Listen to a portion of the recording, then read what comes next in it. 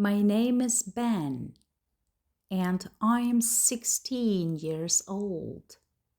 I live with my mother in a small apartment above an old market. My father died when I was little. I don't remember much, just a warm feeling. My mother says he was a kind, quiet man who loved to draw. Now it's just the two of us. We don't have much money, but we still find happiness. My mother always finds a reason to smile, even when life is hard. She tells me, as long as we have each other, we have everything. And I believe her. She works hard. She bakes bread to sell at the market and fixes small things for people. I go to school and I enjoy learning. Coming home to the smell of her warm bread is my favorite part of the day. Our home is small, just 2 rooms and a tiny kitchen. Cold air comes in through the windows, and the lights sometimes blink. But we don't complain. We share a sofa bed and eat simple meals, mostly soup and fresh bread. On really tough days, we eat just plain bread. But we have a big problem now. My mother grows herbs and flowers in a small garden nearby. It's her dream to sell them and earn extra money. She works very hard to take care of them. But the water pump at the garden is broken. It belongs to Mrs. Green, the woman who owns the market area. She's very strict. She says the pump is old and she won't fix it. Without water, the plants will die, and so will my mother's dream. Each time my mother asks for help, Mrs. Green just says, "That's not my problem." Still, my mother stays calm. She tells me, "Just keep going, Ben. Don't let her words bring you down." I don't like Mrs. Green. I don't like the way she looks at my mother, like she's a problem, not a person. Her eyes are cold. Once I told Mom, "Let's leave this market. Let's go somewhere new." But she only sighed and said, "Where would we go, Ben? Who would let us stay without money to start again?" One afternoon, everything got worse. It was a cloudy Tuesday. I was walking home from school, thinking about the simple soup Mom would make. But as I got closer to our apartment, I heard shouting. The door was closed, but I recognized the voice. "Where is the water money?" It was Mrs. Green, sharp and angry. "Please, Mrs. Green, the plants need water today, not tomorrow.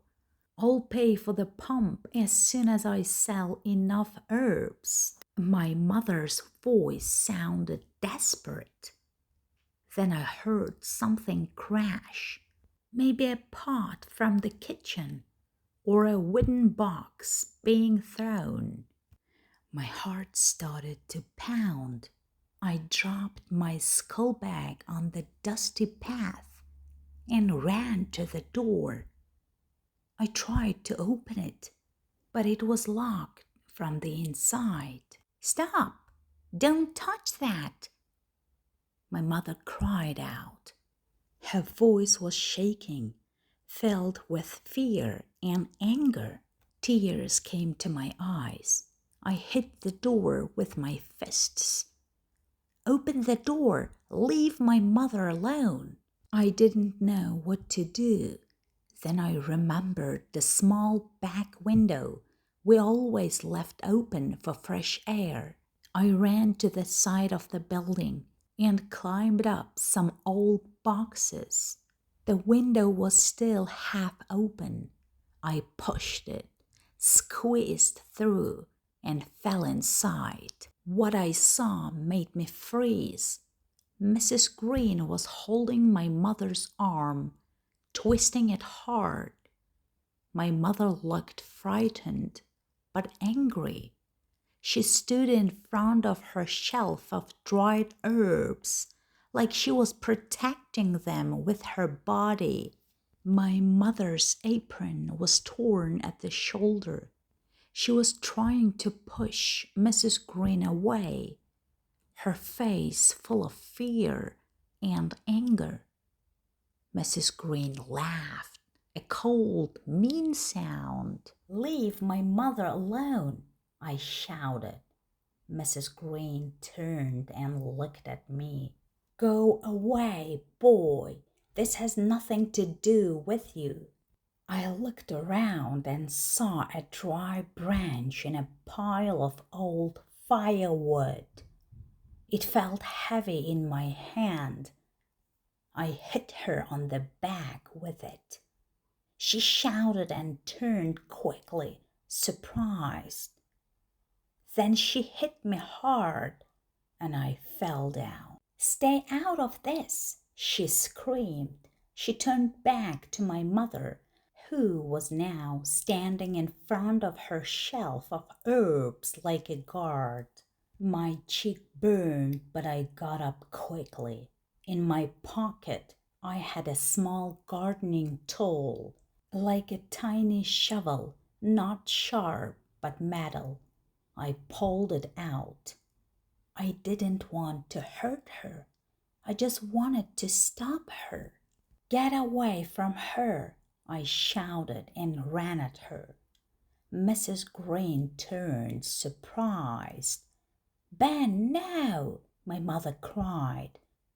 But I couldn't stop. Everything happened so fast. I felt my hand hit something hard. Then I saw it. Blood, bright red. Mrs. Green screamed. The blood came from her arm. My whole body started to shake. I dropped the tool. My mother ran to me. "What have you done, Ben?" she said, shocked. "I didn't mean to, Mother. I just wanted her to stop," I cried. Mrs. Green fell near the herb shelf. She was breathing, but her face was pale. My mother grabbed her old phone. "Please send an ambulance. A woman is hurt. She's bleeding badly."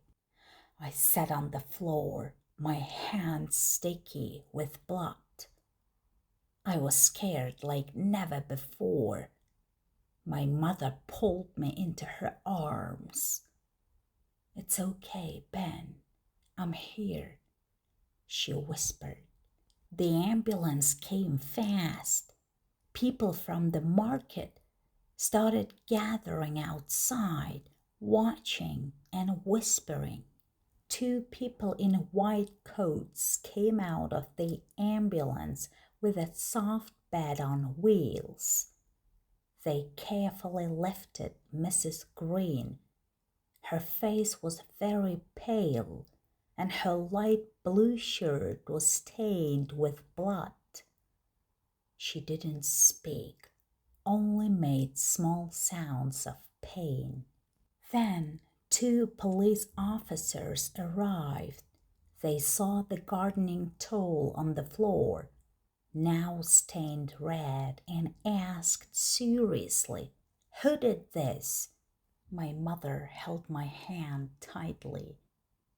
"My son did it," she said, her voice shaking. "But it was a mistake. He didn't want to hurt anyone."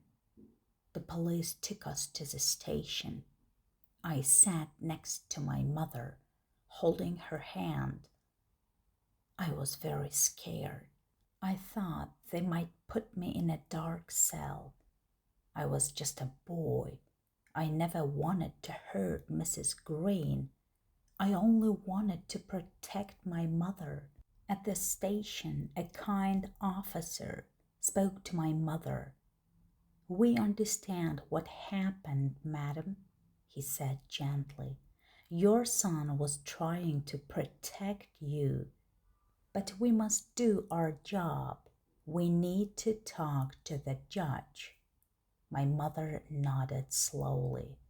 She looked very tired, her eyes red and her face pale. Later that night, they took us to a small room with a simple bed, a chair, and a table.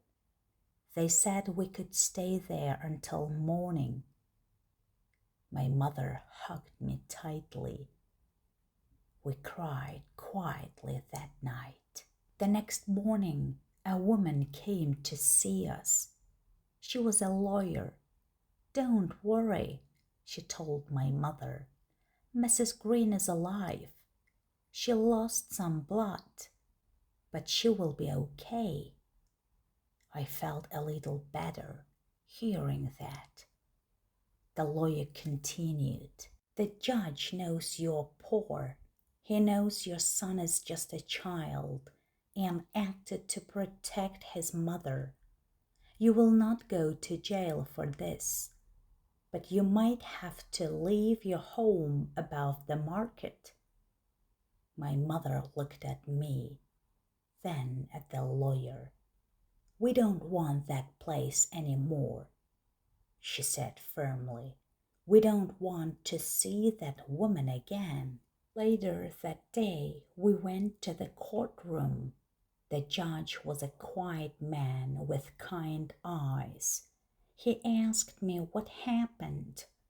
I told him everything, my voice shaking and tears running down my face. He listened carefully.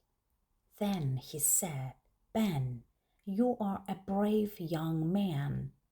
But remember, hurting someone is never the first answer. You must always try to ask for help when you feel scared." "I understand, sir," I said, wiping my eyes. I was just so scared. I didn't know what else to do. The judge nodded. "You are free to go. Take care of your mother and study hard." We left the court, but we had no home.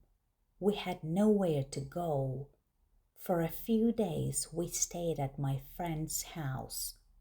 His mother was very kind. She gave us food and even some new clothes.